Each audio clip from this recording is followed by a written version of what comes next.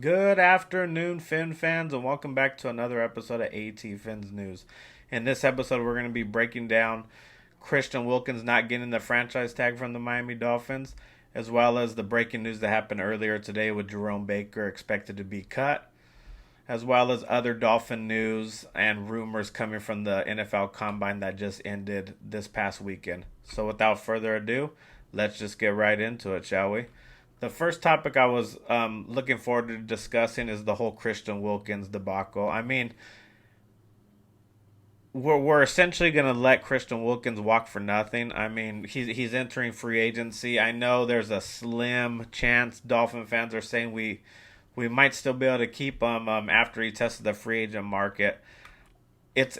I'm not going to say there's a 0% chance that Christian Wilkins doesn't come back as a Miami Dolphin, but it's a high probability that he is going to go elsewhere. Someone that has a lot of money and with their salary cap, like the Patriots, the Cardinals, the Colts, the Texans. I mean, these are places where they can sign him for 27, 28, 29 million, which is something that he wants. We all know the Miami Dolphins have been trying to re-sign him for the last two off seasons, and both contracts weren't up to his standards in his opinion. And like Chris Greer said, he bet on himself and won. So there's no way with the salary cap the Miami Dolphins have, like in my previous videos how we were talking about. I didn't really see a big chance of them re-signing him because of our salary cap, and now that we're not going to franchise tag him, I mean, I just don't see how we're going to be able to outbid some free agents, free agent teams, free agent destinations in order to keep Christian Wilkins with us, which is sad. I mean, we drafted him. I mean, he wanted to get paid like 26 last year. I remember we gave him a contract around 20. He rejected the contract, said that he had that sit in. Remember during training camp last year, where he wasn't missing, but he wasn't practicing either, and then he ended up ending that and just got ready for the season. And he had 9 sacks last year. So I mean, he's going to be a hot commodity. Even I mean, if you look at Bleacher Report and ESPN, if you're looking at even them, they're saying how any team would be lucky to have Christian Wilkins, and he's going to be one of the hottest free agents no matter what position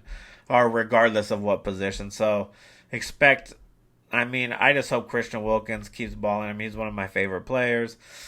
Each and every year he's gotten better in my opinion, and I mean, it seems like he's just a really good team guy. It's one of those guys where you love if he's on your team, but you hate playing against him because he does so well at getting under the better players' skins throughout the game. You see him messing around with like a Derrick Henry for the Titans. He's done it multiple times, getting into Josh Allen's head. So I mean, I think he'll be just a good teammate and a good player for any team to go out and sign and make him one of their core guys. And he'll be happy with the big contract, so he'll go out there and ball out like he has been with the Dolphins throughout his time in the NFL. But, I mean, I'm holding out a little hope maybe. I mean, maybe we can sign him. But like I said, guys, I wouldn't be expecting it. I see him going to somewhere. I hope not. A worst case scenario would be like the Patriots. Would have to see him twice a year. But I can see him definitely going to maybe like the Texans. But, yeah, I mean, be on the lookout for the Patriots with a lot of the bigger name free agents because of how much salary cap they do have. And then the next topic I want to definitely dive into a little bit is Jerome Baker. I mean, there was our fan base is kind of split on Jerome Baker. I mean, there's some people in our fan base that absolutely love Jerome Baker, think he's one of the better linebackers in the league. I mean, me personally, I wouldn't go that far. I think he's serviceable. He's a serviceable linebacker. I think he makes a lot of tackles for our team, but not really high impactful tackles, if that makes sense. What I mean by that is he does get a lot of tackles year in and year out. He's one of the, if not the leading tackler on our team, he's one of them. But where does he get his tackles? It's always like either pursuit or downfield tackles. He never really makes tackle for losses unless he's blitzing. He is a really good blitzing linebacker. I will say that he definitely can time the snap count and he can get to the quarterback fast. I've seen him do it multiple times with Josh Allen behind center. I remember Where when we played the Kansas City Chiefs a few years ago. I think it was Tua's rookie year, and he was able to blitz Patrick Mahomes. Mahomes got away the first time, did a circle, and finally Jerome Baker caught him for like a 20-yard sack, 20-yard loss, and it was a sack. Almost got him to a safety, but it was a huge sack. So he is good at that. Um, Coverage, he's decent in coverage, but I just don't know how impactful of a player he would be for us. I think we do need to upgrade at the linebacker position. I've been saying this for a couple years now. But I mean, I would like him back. I mean, this player, even the report said today that the Miami Dolphins are open for a return. I think Jerome Baker, they pretty much lowballed him. I think Chris Greer tried to give him a lowball offer. Jerome Baker said no, I want to test free agency. But and then Chris Greer ended with, "We'd love to have you back if you see you can't get as much money as this contract. All right, and you want to be back, let us know, and we'll be happy to take you back." So I think there is a chance that Jerome Baker will be back on a cheaper deal. But I still think we need to improve our linebacking core. That's one of our weakest positions. We've seen how our linebacking core got exposed once the injuries happened. We don't have good linebackers to begin with, and then once Jerome Baker was hurt, with Duke Riley, he did all right a couple games, but you've seen him against the upper echelon teams like the Ravens, how Lamar Jackson exposed him time in and time again, and even Patrick Mahomes exposed him in the playoffs. I mean, when you get to those upper echelon teams, they're going to expose weak players or weaker players than others, and they're going to find that matchup, and they will keep going to them over and over again until you either figure out a way to stop it as that player or do a different coverage where you have help for that player, because they're going to keep on and going after you. So I think the offseason this year we definitely need a big time middle linebacker, in my opinion. I mean, I don't know how we're going to do it. That's more of a wait and see game. Like I said with Chris Greer in my previous videos, he's going to have to pull something out of his hat. I mean, he dug his hole with these contracts. We're gonna be on the lookout. Like I said in my previous videos, a lot of restructures coming up. We already see some dominoes already being the domino effects already taking place with last week Xavier Howard being released. Now this week we're not tagging Christian Wilkins. That was another big topic in the previous videos with what we're going to do with Christian Wilkins, not tagging him, letting him enter free agency. Jerome Baker, a cut to save some salary cap. You expect Mike White to probably be cut in the next few days.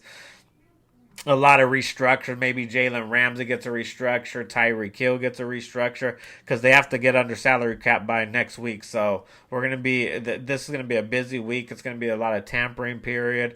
As we've seen, that's a perfect segue to during the combine, all the rumors we heard with the Dolphins could be a potential suitor for Ladarius Sneed.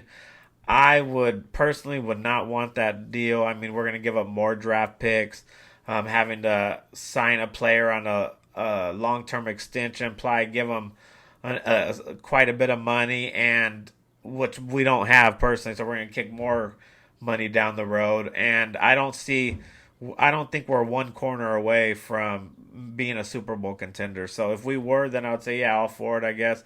But right now, we need to figure out our line. We're going to have to figure out how to keep Tua healthy.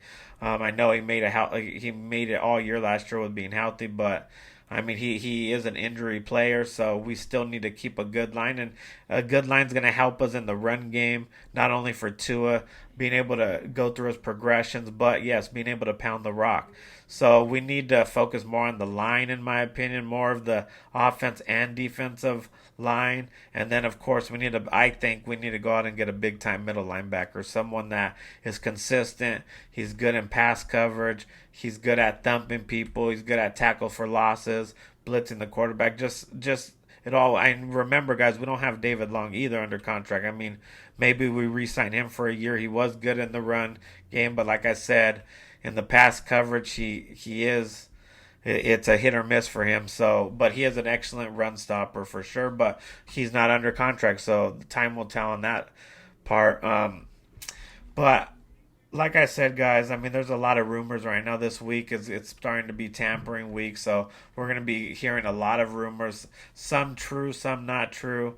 The Ladarius Sneed, I would say it's more of like I don't think it's I don't think the Miami Dolphins are actively seeking to go trade for another good corner opposite of Jalen Ramsey. I think they're going to roll with Cam Smith, maybe bring in some veterans to compete with Cam Smith, but I think they want to see what they have in him. He didn't play any boundary corner at all last year with Vic Fangio because he was a rookie. They gave a second round pick last year for him, so they want to see what they have. Then we have Channing Tindall as a linebacker next year. That's one of the big reasons as well. I'm saying we need to go out and either bring back Jerome Baker on the cheap, even though we released him. David Long, bringing a stud, another linebacker because Channing Tindall hasn't seen the field in it for what this is his going to be third year, fourth year. There's a lot of times he's a healthy scratch, just wearing street clothes on Sunday. So I don't really have too much confidence in him right now, but who knows? Maybe he will show out during the training camp and give us something to look forward to. But other than that, guys, I just wanted to come and make a quick video, talk about all the latest Dolphin news. Please, guys, if you can hit that like, comment, and subscribe button, so we can help grow this channel organically and just keep going, guys. I'll be here again on Thursday. Like I said, every Tuesday and Thursday during the off season.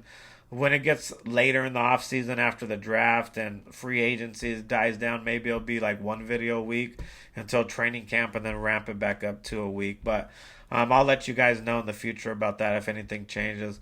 But other than that, guys, I appreciate each and every one of y'all and have a good day. I'm out. Peace.